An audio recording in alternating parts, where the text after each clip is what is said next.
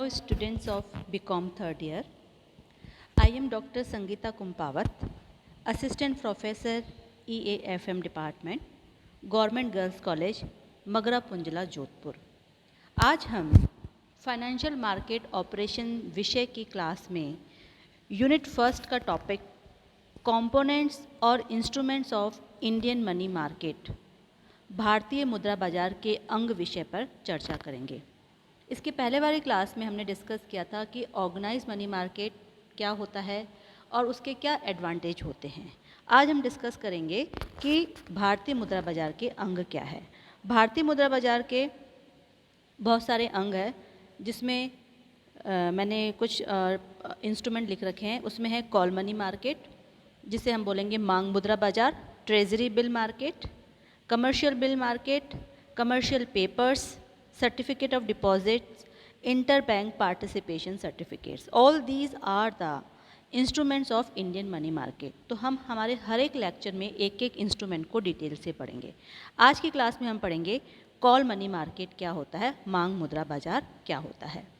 Call money market को हम night money market भी बोलते हैं, रात्रि मुद्रा बाजार भी बोलते हैं। अब ये क्या होता है?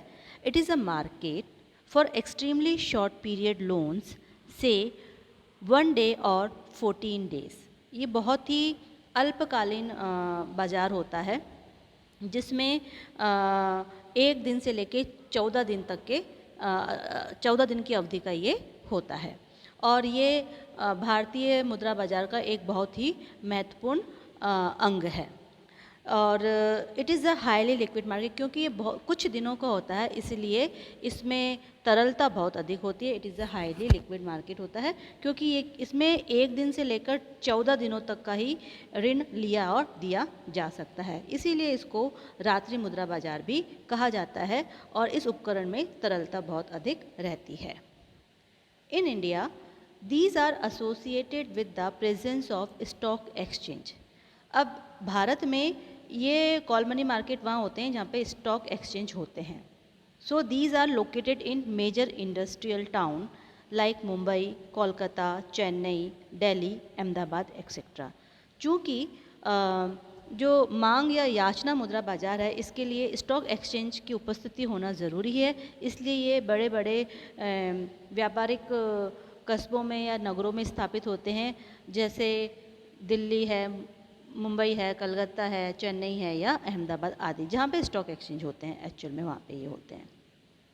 The specific feature of this market is that the interest rate varies from day to day and even for from hour to hour और एंड सेंटर टू सेंटर। इसमें जो ब्याज की दर है वो उसमें बहुत भारी अंतर होता है। एक दिन में कुछ है तो दूसरे दिन कुछ और सकती है। इवन दिन भी क्या, घंटों में भी बदलती रहती है। और आज एक सेंटर पर ये तो कुछ ज़रूरी नहीं कि दूसरे सेंटर पे भी, जैसे कि मान लो मुंबई में इंटरेस्ट रेट कुछ और है तो कोलकाता में कुछ और हो सकती है। तो इंटरेस्ट रेट में वेरिएशन बहुत ज़्यादा होता है। Now what is call money, यानी कि मांग मुद्रा क्या होती है?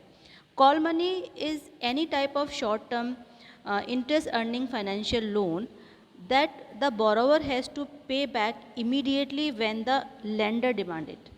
कॉल मनी मतलब याचना मुद्रा जब मांगते ही उपलब्ध हो जाए।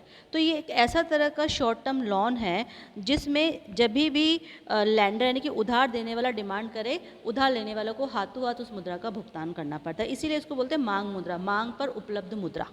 Got it?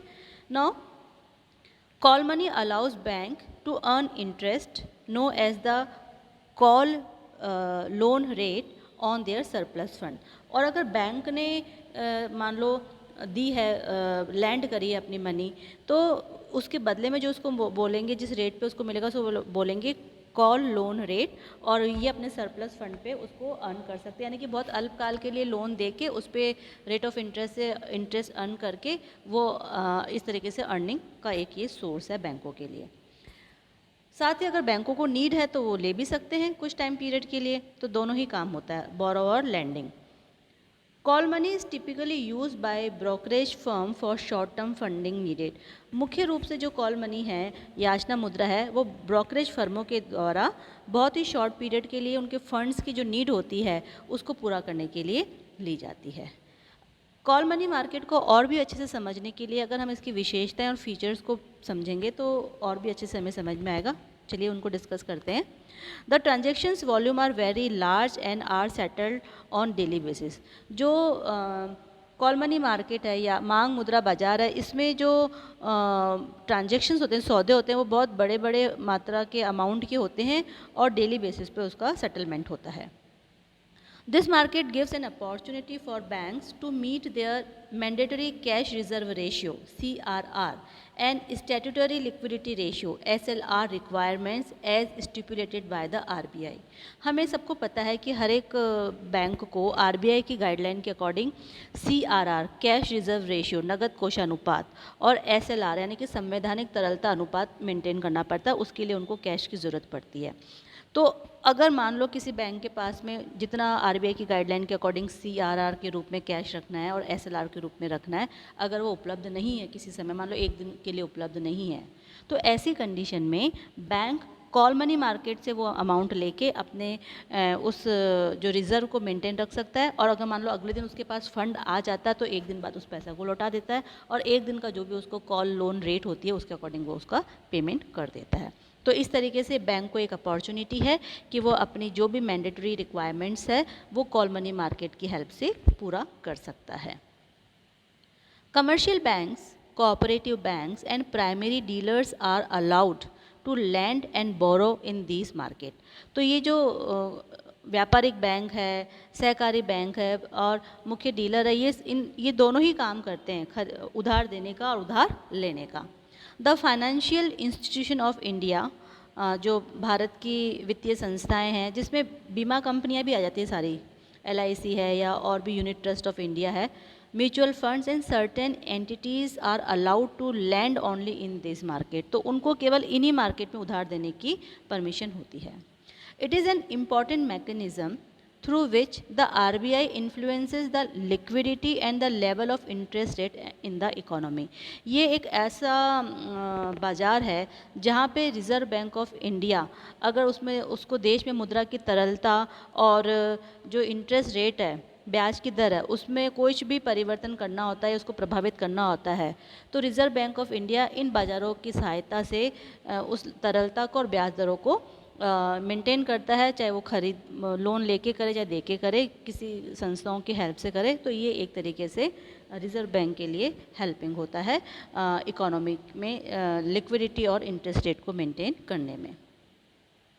Foreign banks are and private banks are the primary borrowers while nationalized banks are the predominant lenders. जो विदेशी और निजी क्षेत्र के बैंक है वो मुख्य रूप से इस बाज़ार में ऋण लेने वाले होते हैं और जो राष्ट्रीयकृत बैंक है वो ऋण देने वाले होते हैं। No collateral security is needed to cover these transaction. और कॉल मनी मार्केट की सबसे बड़ी विशेषता यहाँ पे कि यहाँ पे भी कोई बंधक संपत्ति यानी कि कोलेटरल की रिक्वायरमेंट नहीं होती है। तो आज के लेक्चर में हमने डिस्कस किया है मुद्रा बाजार के अंग का पहला भाग, वो है कॉल मनी मार्केट। आगे वाली क्लास में हम मुद्रा बाजार के विभिन्न अंगों का ही विश्लेषण करेंगे। आज हमने कॉल मनी मार्केट पढ़ा, इसका नेक्स्ट जो भी कॉम्पोनेंट होगा वो हम आने वाले लेक्चर में डिस्कस करेंगे। Thank you.